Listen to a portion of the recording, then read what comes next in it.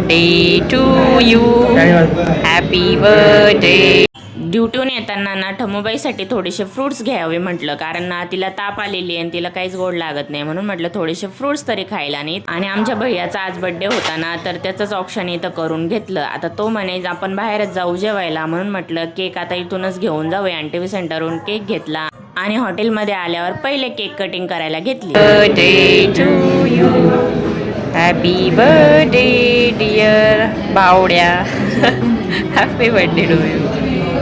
Cake cut करून ना लगेचच त्याला भरवायला घेतला. आता इथे ना माझी मम्मी बाकीचे कोणीच आलेले नव्हते, कारण ना फक्त माझे पप्पा, माझे मिस्टर आणि हा माझ्या मामाचा मुलगा, बस आम्हीच एवढेच जण आलेलो होतो. कारण ना बाकीच्यांना यायला येतं जीवार थंडीचं, म्हणून ते घरीच थांबलेले. आणि ना इथं फार ऑर्डरचा वेट करू करू आम्ही थकून गेलो, कारण ना ऑर्डर खूप लेट येत होत्या. 1 घंट्याने स्टार्टर आलं आणि त्याच्या 1 घंट्याने जेवण आलं. एवढं वेट करून मग आम्हाला जेवायला भेटलं आणि असा संपला आजचा दिवस. चला भेटूया नेक्स्ट व्हिडिओमध्ये, तोपर्यंत बाय.